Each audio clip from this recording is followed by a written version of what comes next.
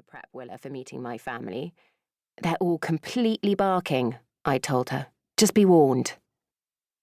Mum's favourite bowl broke too. It was the one that always sat in the middle of the kitchen table. Sometimes it had things left in it, keys or fruit or notes on scraps of paper. But mostly it didn't, because it was beautiful. It had a sandy-coloured rim, a central line of bright turquoise running through its middle, and, at its base, a deep pool of cobalt glaze shot through with tiny green bubbles, like a blue hole in a sea. One day it was there, the next day it wasn't. A different bowl had been put in its place, a bowl which, to the untrained eye, was almost the same, only the yellow glaze had a slightly greyer hue, the line of turquoise wasn't as clear, and the blue glaze had little flecks of burgundy in it. Still lovely, nobody was disagreeing with that, but definitely not the same bowl. Nobody owned up to that one. My dad shrugged, his expression hangdog. My brother shrugged. "It wasn't me," I said. I liked that bowl as much as anyone. Dad had made it, and, as I've said, it was beautiful. Anyway, it could have been anyone, because we had a lot of visitors coming to the house around then, most of whom weren't even invited. The plumbing broke and water flooded the kitchen. The stock fence broke and a whole bunch of sheep marched in off the moor, eating everything in sight. The gate to the chicken coop went as well.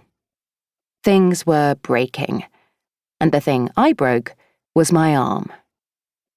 I'd found a tin of moss green paint at the back of my dad's workshop and had volunteered the two of us, Willa and me, to paint the kitchen cupboards. We put on old shirts and loud music. I'd picked out Madonna, but Dad had insisted on Tina Turner because, he said, there was no better music to paint to. And, as it turned out, he was right. I took charge of the high cupboards. I was stretched out at the top of a ladder with a loaded brush, belting out "What's Love Got to Do With It?" One leg swung out behind, partly for the counterbalance, but mainly for the pose, when our dog Buck came wandering through. He was 15 by then, with a completely white muzzle, arthritic legs, breath you could smell from 10 paces, and milky blue eyes the vet said he couldn't do anything for. Yap, our other dog, a little Jack Russell cross, had taken to riding on his back like some sort of pilot. It didn't help Buck to see any better, but it definitely gave him a certain swagger, the air of a misspent youth in a circus. Well, anyway, Buck bashed into the bottom of the ladder, and I was basically catapulted across the kitchen, landing with one arm twisted behind me and an excruciating pain shooting out from my shoulder. It was the first, and I think probably the only time in my life, that I've been completely, totally winded. The air had been entirely knocked out of my lungs, and I couldn't say a thing. There was noise, loud noise, but it wasn't coming from me. It was coming from Willa. Everyone came running. "Don't move her," Mum said. "She might have broken her neck." From my position on the floor, I now had an excellent view of the kitchen ceiling, which had acquired a splatter of bright green paint flicked across its entire length, like seaweed, even an entire kelp forest. Or a mystic dragon. "Wow," I said. "That's amazing." "She's not making any sense," Mum said. "She's banged her head." "Perhaps you should call an ambulance, Nigel," Dad said.